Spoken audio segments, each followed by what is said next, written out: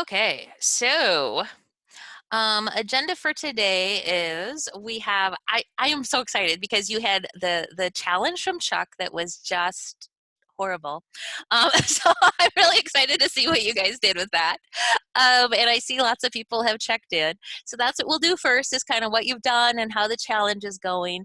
And then Chuck's got new content on Parallax, the COVID-19 support that NYSERC is providing, and then what Ty is doing to help with COVID-19 also. So we'll jump right over to the follow-up, and we'll start with you, Danberg, because you are alphabetically first. So go.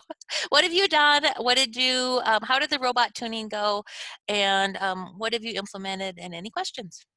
Well, we started, and we're not anywhere near finished doing that, but we did, a couple of my students did work with directional type things and so on.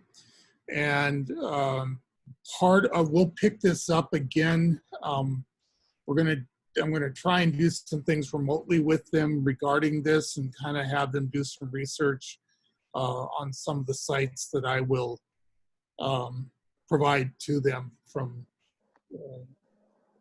NYSERC and so on. That's kind of where we're at that. Not done with it yet. Cool.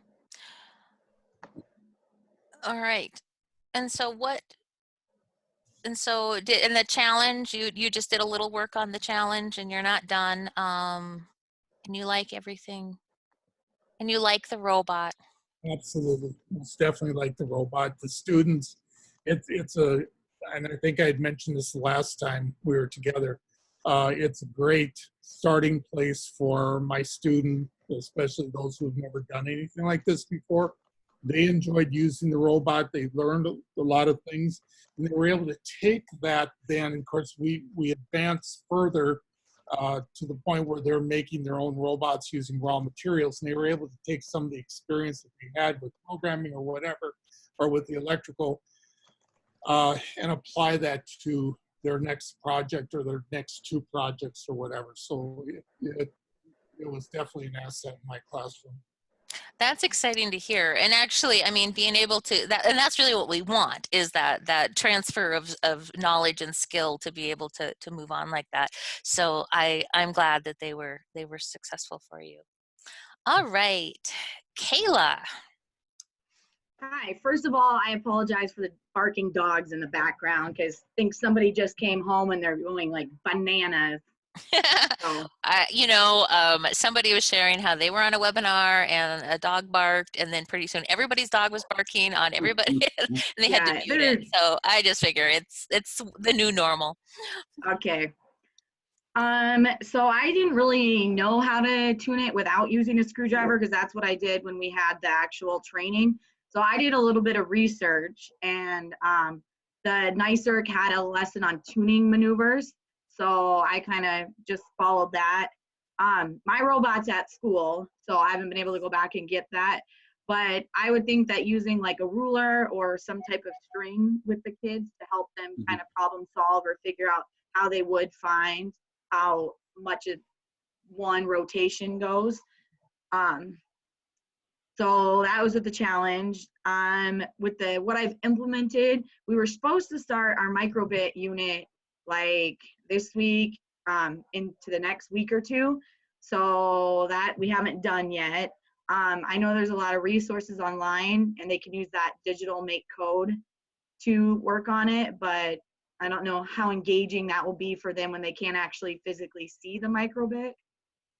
So that's kind of where I'm at, but hopefully maybe with all this time that we have at home, I'll be able to look at it a little bit more. Cool. And I like your comment about that on makecode.org, they're having streaming tutorial sessions during the day. So that's awesome. I mean, and that's one of the things for those of you that do a lot with computer science, a lot of the subscription platforms are offering free access to their platforms. And so and it's not the same as the interactive. It's not the same as the interactive, but it is, or as a hands-on, but at least, you know, you have resources, I guess, in the interim. All right, let's see, Leanne. Mm-hmm. So I was fully planning on doing a Pi Day project with my high school math club because, you know, circumference makes perfect sense to include that in a Pi Day project. But we ended up not having school that Friday, and then I didn't have school again. So I haven't been able to do anything with that. Hypothetically, or theoretically, I guess, you could say that your circumference would be, or the distance traveled would be the circumference of the ring on the wheel, but based on the question, being asked that question always makes me wonder if there's a reason that it wouldn't do that. And then I thought about the alternating directions of the wheels and seeing if that would change the theoretical, but I haven't been able to test that. So haven't been able to do much. Do you want to comment on that, Chuck? Yeah, so I was trying to pull up the agenda to see where the challenge is posted. Leanne, tell me one more time what you wanted to do with the circumference of the wheels on Pi Day. So, well, we were going to, I was going to have the kids measure with a string, kind of like Kayla said, and discover what the circumference actually was, and then we were going to use the diameter and just prove pi, basically. Yep. That would be the Pi Day part, but then to use the string that we had to measure if it would go the same amount of distance. Oh yeah. So that's what we were going to do. Yeah, so that's awesome. You know, can you program your bot to rotate exactly one circumference? So, you know, if they take that string around the rubber wheel and then they stretch it out, it's around 7 inches. You know, how do you get the bot to travel exactly 7 inches? It's not distance anymore. To this bot, it's time. So how much time does it need to travel that far? And you have to factor in speed, and so 100%, 75%, 50%. If I want a result of 7 inches, which is approximately the circumference, then it becomes a time function, which is awesome. So, good job. I like that. That would have been a great project had you been able to execute. All right, Tommy. I don't know if Tommy's here. Is Tommy here? Did she join us? I don't think so. Okay, so Tommy'd been doing some stuff when school got called off, and so nice. I'm glad to see that she's mentioned that their experience with Scratch transferred and she doesn't have any questions. So, and she wrote a really great recap she missed last month's meeting. And Dan, your comments about how it benefits both the inexperienced students and the experienced students, she appreciated that because it made her feel a lot better about what she's trying to do. So I was hoping she'd be here today, but she'll watch the archive and we'll all wave at her now. Kyle, what do you have? I'm seeing a theme here with everybody. I mean, I plan to have my hands physically on it, but I wasn't able to because the robot's at school. But I've done this type of calibration, I guess you'd call it, digital calibration with NXT Legos when I did First Lego League back in the day, where the motors are not perfect, and unlike the motors we got from the Parallax, they don't have a physical calibration on them, and so we had to do power calibrations in the coding. So I have some experience with that, but I also would like to take that and do it on the EV3s as well, because that's what our current First Lego League robots use. So. Oh, fun. And then what are you doing with 3D printing? Okay, so we have a 3D printer lab at our school, and so things being offline right now, my class is very hands-on and very like manufacturing and engineering oriented and less digital. And so I've been trying to figure out what I can do that would be building, quote unquote, but is online because the kids have only access to the internet. And so as a jumping off point, I use the NYSERC library has some 3D printing projects on there, and I kind of went down the rabbit hole of 3D printing curriculum online, and there's some really cool 3D printing curriculums that actually talk about additive manufacturing versus like CNC manufacturing. And then from that Tinkerine website, which has a really, really nice, like, friendly interface. They linked to Tinkercad, which is from AutoCAD, and it's a really simple way to do 3D computer-aided drawing. It's, so I'm planning on doing some lessons on using Tinkercad, maybe having a CAD competition from home where they design whatever they'd like, and then like whoever wins that competition. I do have a 3D printer at home. They can send me the STL file and I'll print it and then live stream it. So And you'll show it to them. yeah, exactly. They'll be able to see. Yeah, exactly. I'm sorry. It's like it's just wild. I know I was gonna do some. I had some projects planned I was gonna do at the public library, and it's like, yeah, no, they're closed. Can't do Exactly. that Yeah. anymore either. Oh well. Thank you. That's really exciting to hear the 3D printing. All right, Charnel, what have you done? Well, not a lot. I haven't, I don't have robots. So what I've been mainly doing is incorporating the nicer information using the cyber literacy, the cyber science, the cyber society activities with my cybersecurity students. I don't have access to robots, and I do have my single ones from home, but that's not going to do any good now, which we were going to do once the in cybersecurity, and then once the AP tests were done for my programming classes, then I was going to, for the last month or 3 weeks, do some robot stuff, but that's probably not going to happen. Mm-hmm. So, well, I mean, I'm glad though that you've been able to implement the cyber literacy, cyber science, and cyber society stuff, and and yes, we'll start over next year. So, did we get everybody? I think we did. Yes. Well, thank you guys for sharing. Did I miss anybody that's in that didn't fill out? I think I've got everybody. I think everybody talked. So next, and do you want to share the screen? Do you want to share the screen, Chuck, so that you can show us the, okay, new content? Well, you guys, there's new content. So excited.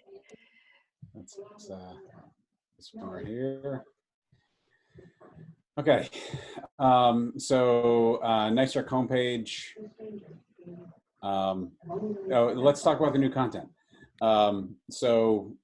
Learn.parallax.com, Cyberbot. This is where the stuff that we wrote for Parallax to display is all hosted. And what you notice here is there's now a 5th lesson up here in the prerequisites called Computer Microbit Talk. And this is the first of the new content that's going to appear for the cybersecurity content. So what we're doing with the cybersecurity is typically we're starting with microbits and computers, and then microbits to microbits, and then microbits and cyberbots, and then multiple microbits and multiple cyberbots. So what we're doing here is we're looking at how I can use the computer to interact with the microbit and how the microbit interacts with the computer. So, we use the debug, the microbit becomes our debug terminal, right? When we type something wrong, we get the syntax error, or we get the other errors that scroll across the microbit. We've also got the opportunity to view those errors on the terminal window on the editors. So what we're going to talk about in this lesson here is just the basics of getting to use the laptop to talk with the microbit. So we talk about the terminal editor, what REPL means, and how we can do some interactive scripting, input messages, and then get information to display on both the laptop and the terminal window. But what you see here is so along the way, after we finish, we're going to be able to do other things with microbits. The next lesson to come is going to be this radio basics, and this is going to be where we fire up the radio function and we get to talk from microbit to microbit. but then we're going to use microbits to pass encrypted messages and encrypt and decrypt on the fly. We're going to talk about what dictionaries are and how we can create some kind of error handling function on the microbit. And the benefit of that, that's a really cool feature. What we can do there is, rather than have the microbit fail and the program stop because of an error, we can insert debugs along the way that are going to help us troubleshoot and give us an idea of what happened and where. It's pretty neat what these lessons are going to be able to do in terms of basic error handling. Because what we want to have happen is we're going to upload these codes, we're going to unplug, we're going to go engage with these cyber activities, and we want to be able to troubleshoot. And so this is a whole new opportunity to troubleshoot here. So really excited about these lessons. I think I showed you the graphic last time. There's 12 or 13 lessons when we're all done, and first one's up. Second one should be up, I'm hoping before the end of March. It's written. It just needs to hit the website, and then I think we're going to move on to basic encryption after that one's done. So take a look through here when you get a chance. That's going to be the new cybersecurity content with the microbit and the Cyberbot. I'm so excited. Yeah. Yeah, I want you to show us what NYSERC can do to support us from home. I'm sorry we have to do this, right? This is a shame that we even have to think about reaching our students while they're home. But first of all, I hope everybody's doing okay. Family members are doing okay. And South Dakota seems pretty low on the hit list. Louisiana, we're definitely not doing it right. But hopefully everyone that you and you're all connected to are doing well.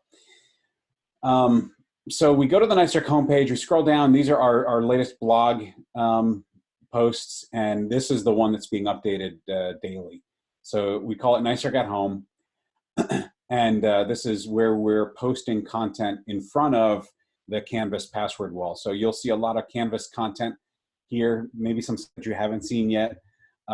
These are opportunities that we've taken activities and put them here for free access to teachers, parents, and students.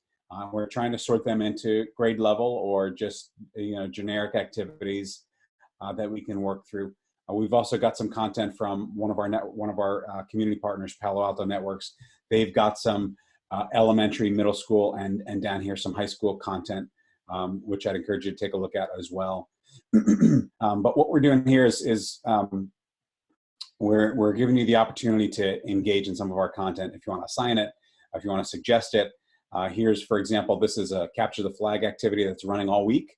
Come Friday, we're going to shut it down to the end of the day. We're going to start it up the next Monday, and we're going to run it for another week. And this is just some I think we've got almost 20 questions up there now, 1,000 or so points that are being awarded, and it's actually turned into more of a global event. What happens is these things get shared on chat rooms, and we can't really control how far it goes. And since it's free to use, anyone can access it. But it's some really cool cybersecurity, computer science, career awareness that's happening here. So definitely take a look at this site. If you want to take a look at it this week and throw it out to your students to take a look at next week, you can do this on a cell phone, on a tablet, on a laptop, anything that'll connect. There are some questions are solved through code, through some coding challenges, but for the most part, they should be able to answer some of these questions just by searching the internet. One I wanted to mention to you, and especially, I'm trying to access this other page. This is the newest one. This just came up today. This was an activity I put together Monday. So Cyberlit and Cyberlit 2 and Cyber Society, I think we were talking earlier, right? They have some really great connections that don't need robots. And this is a Fourth Amendment conversation where we talk about what is the Fourth Amendment? What does it mean?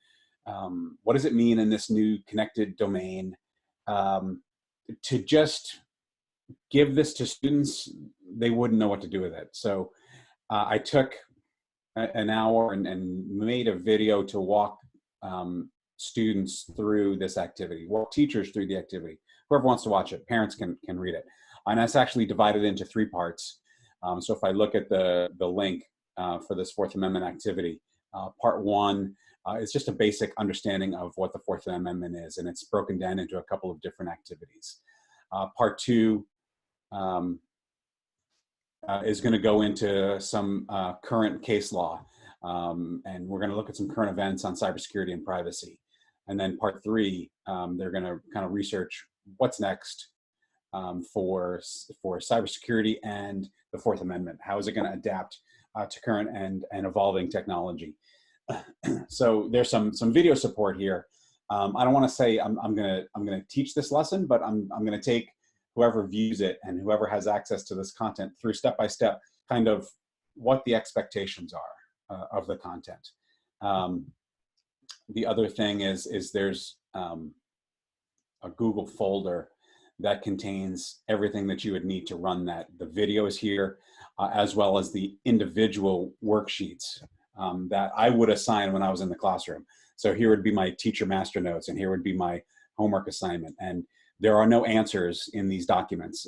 Contrary to what cyber literacy might have, cyber literacy 2 was kind of written to a little bit of a higher level. So I'm fine to give the student access to the master notes because there's no answers here. There's talking points, but no answers here. And the second part of it, there's some articles, and we link all of these through either way you want to assign this, through either this is the activity that we wrote up specifically for NYSERC at home, or give them access to the Google Drive. The content's all the same, and the video steps them through it all. This traceroute activity for high school students, I'm gonna mix this up a little bit because what this is assuming is that we have rope and envelopes and index cards. I don't know if you guys have ever seen this activity, but we make a physical network and we pass messages across the ropes. Super fun. I want to yeah, so fun. I want to also give students the opportunity though to do some trace routes and actually see where data goes online. So I'm gonna modify this over the next day or two. But this activity here talks about how you would actually set up a physical network. And here is a cyber society lesson from our cyber communities module, and it's the citizen scientists activity. So these are all really cool stuff. You can just direct students here, tell them what lesson you want them to work through. Here's the Pigpen Cipher. If you haven't seen the Pringles Can Enigma, this is actually I've got one here. The Pringles Can Enigma is they're creating a little Enigma device using either snack size, or they can build one on full size Pringles cans, and you can talk about encrypting and decrypting messages, and even some World War II history, right? To have them talk a little bit about what the World War II Enigma device was and how it worked, and how this is a tactile desktop unplugged representation of that device. So take a look at the NYSERC at Home stuff. If you have any questions, you've got my contact info. Definitely let me know what your thoughts are. And if you guys want to talk about the challenge, I'm happy to go over some of those answers. If you're interested in learning about tuning turns and straightening straights. Yeah, we do. Yeah, we want to know that. Totally. I'll let you go. Okay. I'll go back to share with you again. Yes. Share one more time. Yeah, you can share again. Okay. Okay. So let me ask, take your mutes off and tell me what you think this program does.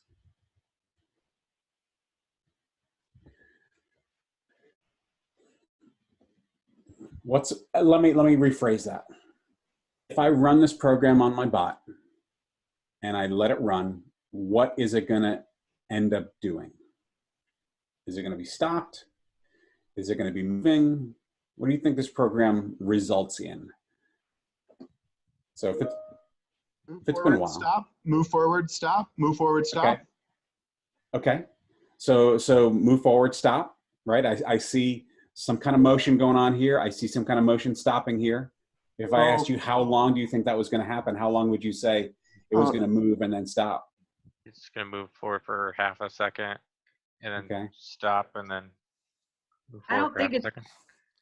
I don't think it's going to move forward though. Yeah, I don't think so either. Okay. So if it's not going to move forward, which way do you think it's going to move? Obviously, it's going to move some way.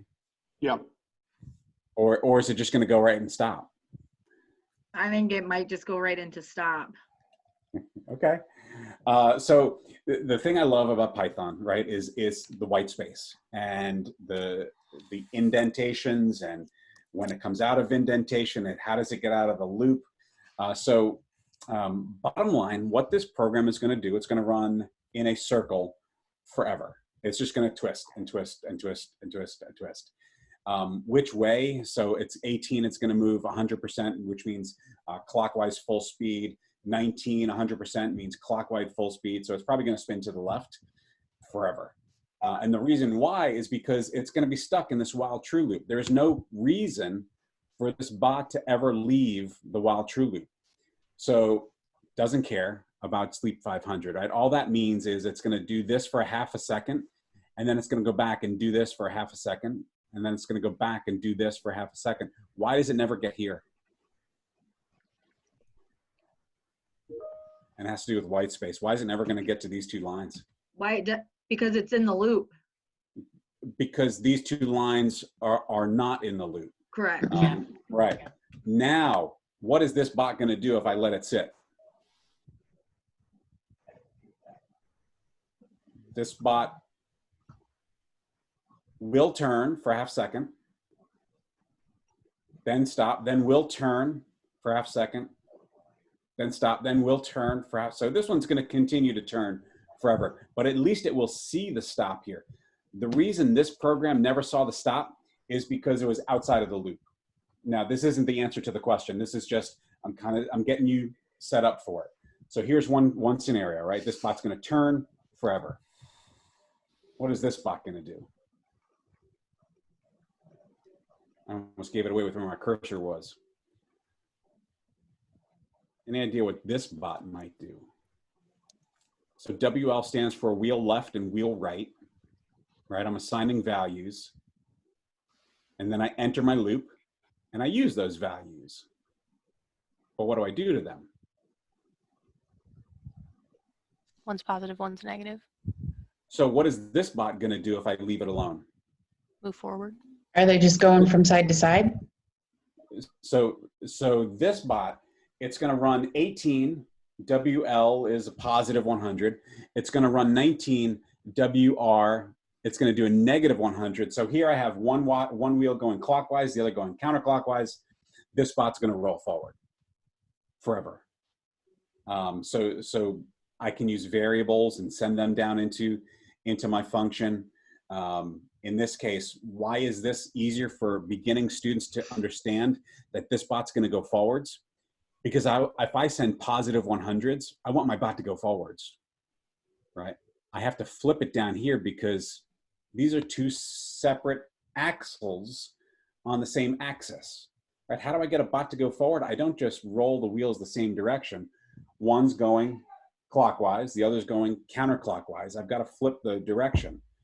But this program intuitively speaks to a new student and says, okay, if I send a positive 100 and a positive 100, this bot's going to go forwards.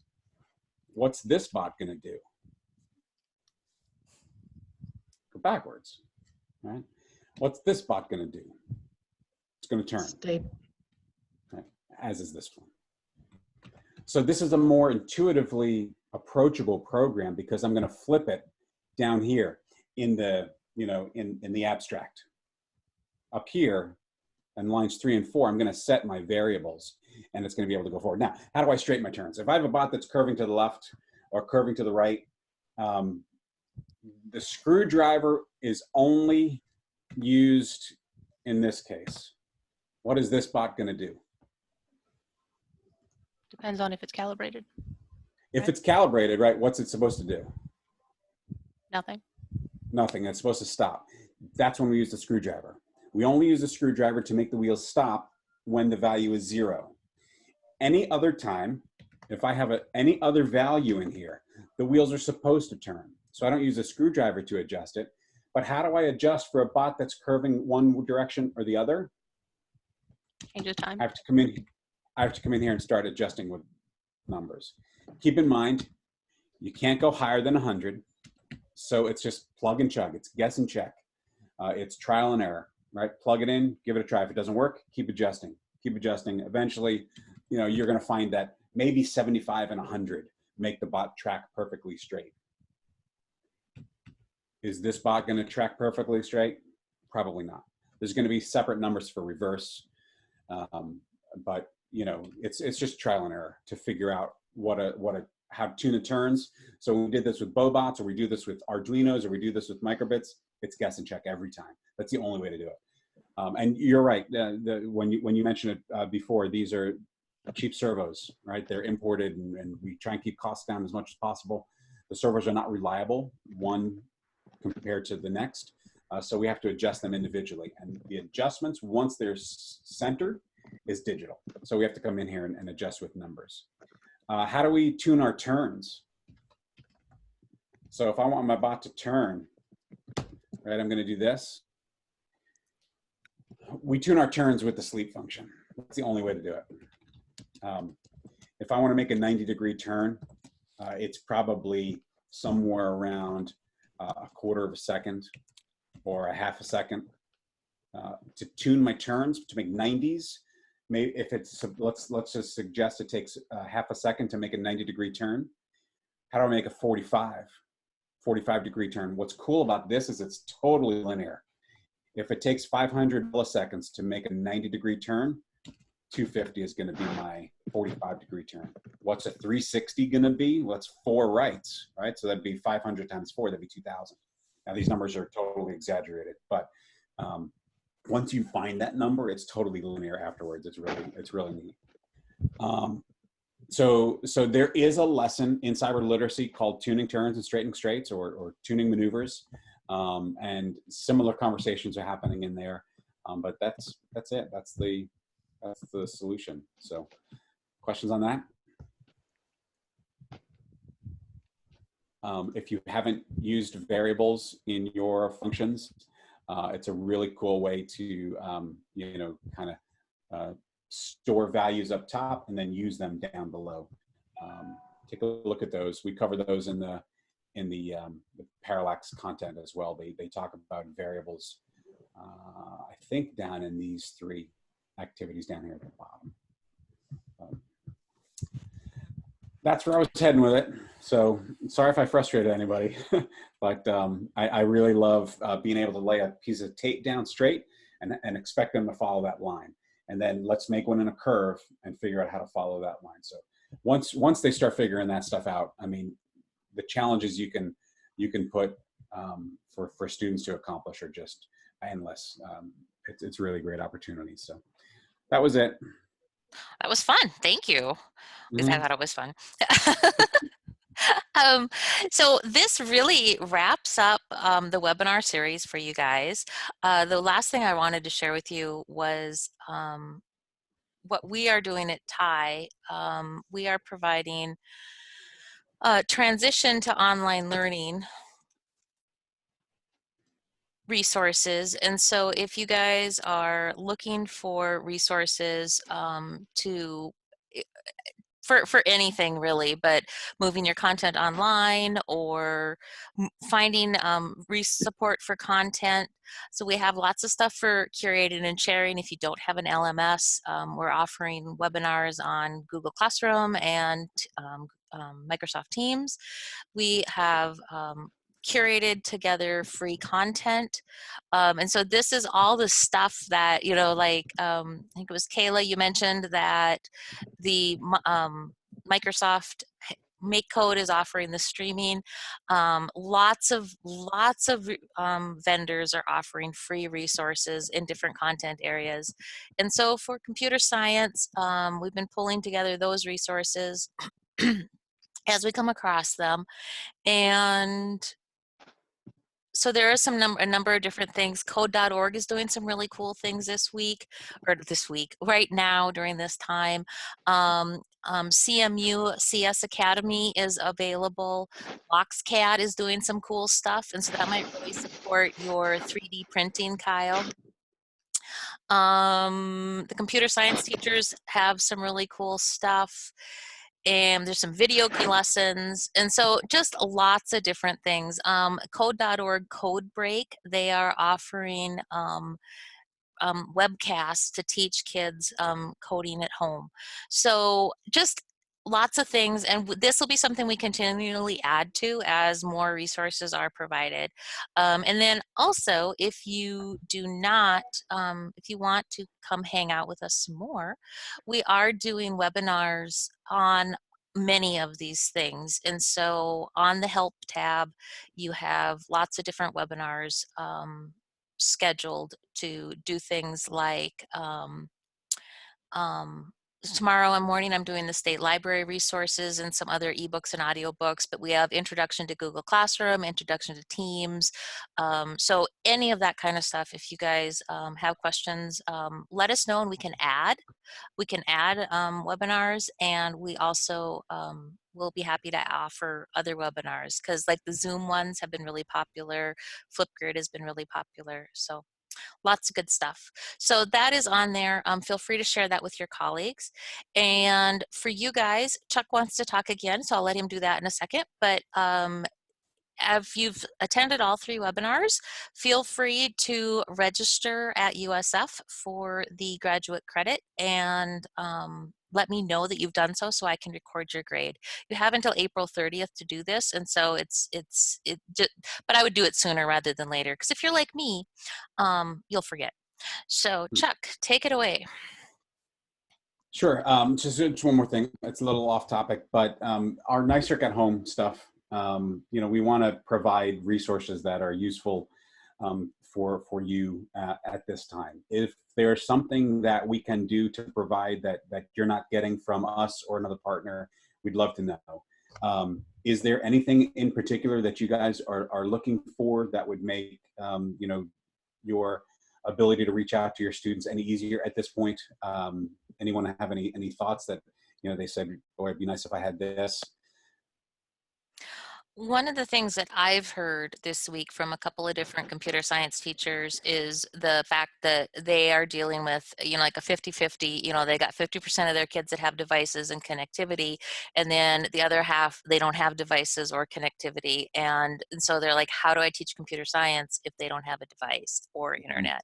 And so that was something that, like, I was excited about some of the resources on yours that look like they could be done without without devices. Right. And the problem there, right, is how do you get it to them in the first place? One of the things we've tried to stick to, you know, since we started, was to make PDFs that are either printable or able to distribute digitally, and that goes through with most of this NYSERC at home stuff. The Fourth Amendment, we've given access to all of those PDFs that can be printed out. I saw a picture today of a school handing out lunch bags and also printed copies for folks who can't get access to the digital ones at home. So, and that's what we're doing, and that's what a lot of the schools here are doing too. So okay. There was a top right on my screen. Dan Berg, you mentioned students are working with bots. Do your students have bots at home, or no? Okay. No, they do not. Yeah. You're using Make Code, right, Dan? Yeah. Okay. Whatever we can do to help, you know, it's part of what we're here for. DHS is asking us to make sure we're fulfilling teachers' needs. So at this time and always, whatever we can do. So I think that is the biggest thing, is like trying to make sure we're meeting that digital divide, and and helping meet those students that don't have devices and access at home, and how we can keep teaching them too. Yeah. So, all right. Any other questions, comments, you guys?